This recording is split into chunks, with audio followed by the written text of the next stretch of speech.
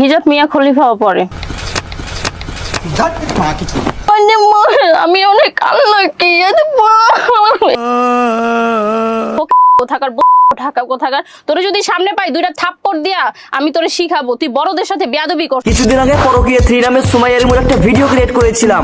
তো ভিডিওটা বানিয়ে নাকি ব্রাদার আমি অন্যায় করে ফেলছি। তোরে যদি সামনে পাই দুইটা থাপ্পড় দিয়া আমি তোরে শিখাবো তুই বড়দের সাথে বেয়াদবি করছিস। হ্যাঁ আপু সত্যি আমি অনেক বেয়াদবি করছি। তুমি একজনের বেডে যাও, ভাতার পাল্টাও, পদ নাচার সাথে অশ্লীল ভাষার সাথে চলো। ব্যাকগ্রাউন্ডের মেয়েরা নাচে, আপনি চেগায়া একভাবে করতেছেন যাতে মানুষ এটাকে জুম করতে পারে। মানে আমি কি চাকাইছি? আর মানুষের রুচি এতটা খারাপ না যে তোমাকে জুম করবে। কোথাকার তোরে যদি সামনে পাই দুইটা থাপ্পড় দিয়া আমি তোরে শিখাবো তুই বড়দের সাথে বেয়াদবি। মানে সুমাইয়া রিমু বাংলাদেশের এমন একজন অশ্লীল মা, তাছাড়া তার শরীরে লুকানোর মতো কি এমন আছে যে মানুষ জুম করে দেখবে? 3 মিনিট 21 সেকেন্ডের গান ভাইরাল, একটা গানের লিংক ভাইরাল করছে। লিংক আবার ভাইরাল করার কি আছে? সেটা তো আগে থেকেই ভাইরাল, কারণ তুমি তো বাংলাদেশের। হ্যাঁ আমি তো অবশ্যই বাংলাদেশের সানি লিওন।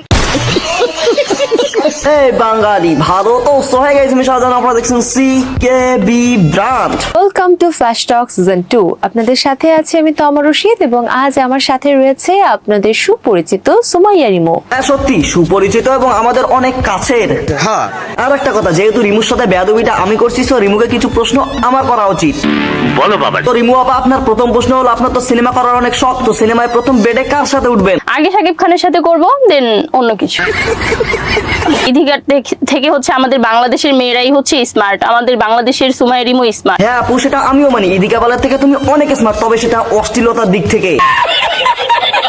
মানে রিক্সায় করে যাচ্ছিলাম না, তখন 2-3টা হিজড়া এসে বল, এই শাকিব খানের 3 নাম্বার বউ, শাকিব খানের 3 নাম্বার বউ, এই সর।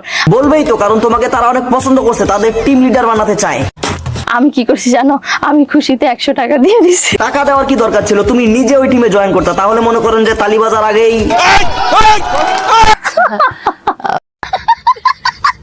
A B C D এই 4টা গ্রেডের মধ্যে তোমার কাছে কি মনে হয় তুমি কোন গ্রেডের নায়িকা? আমি শুনিনি কখনো, এখন শুনবা কি করে? তুমি তো এ থেকে জেড অবধি নাই, তোমার তো আলাদা অভিনয়।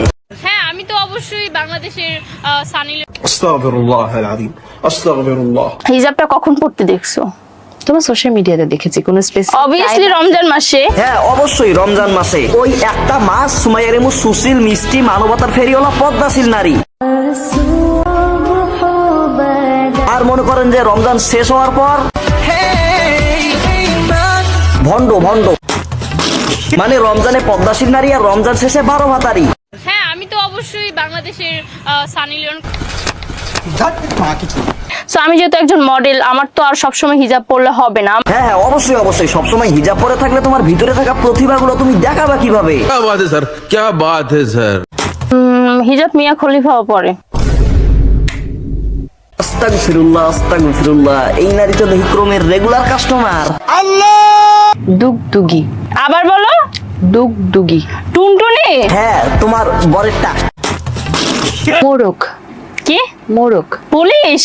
মোরক। পরিমণি। মোরগ। সানি লিওন। না মিয়া খলিফা। মানে চিন্তা করেন, কোথায় মোরগ আর কোথায় সানি লিওন। একটা মেয়ে কিভাবে এমন মেন্টালিটি হয়? হ্যাঁ বাস। বাস। এটা ঠিকই শুনবা। জানি খাওয়ার অভিজ্ঞতা আছে, কারণ তুমি তো। হ্যাঁ আমি তো অবশ্যই বাংলাদেশের সানি লিওন। পরেরটা হচ্ছে কলা। কলা। কলা। যেহেতু প্রতিনিয়ত খাও পাওয়ারই কথা, মানে ব্রেকফাস্টে। তোরা নাকি শুনলাম যে গ্রামে জায়গা দেয় না, তোরে ঝাড়ু পিটা করে বের করে দিছে, তোরে গ্রামের কেউ অ্যাকসেপ্ট করে না। হ্যাঁ আপু, ওকে তো গ্রামে ঢুকতেই দেয় না, কিন্তু তোমাকে তো ফুলের মালা দিয়ে আহ্বান জানাই গ্রামে, তাই না?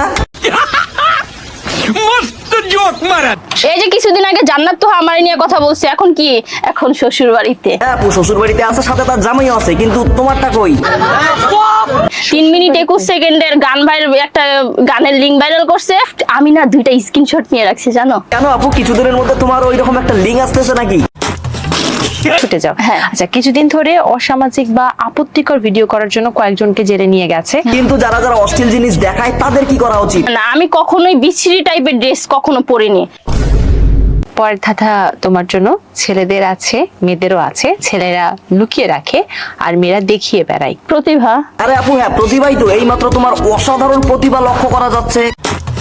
কথাটা একটু খারাপ মনে হলো, ওটাই সত্যি। যে সামিরা খান মাহি, আর কোন দুইটা ড্রেস পরেছিলেন আপনি যে আপনার শরীরের সব ভাঁজ বোঝা যাচ্ছে? বড় বক্তা হয়ে গেছো তাই না? সামিরা খান মাহি শরীরের সমস্ত ভাঁজই দেখা গেছে। আর এদিকে তুমি তো সুন্দরভাবে পর্দা করে বসে আছো তাই না? কথাই আছে না, প্যাকেটের তুলনায় চিপস কম থাকে, তাও সেই চিপসটা তাদেরকে দেখাতে হবে।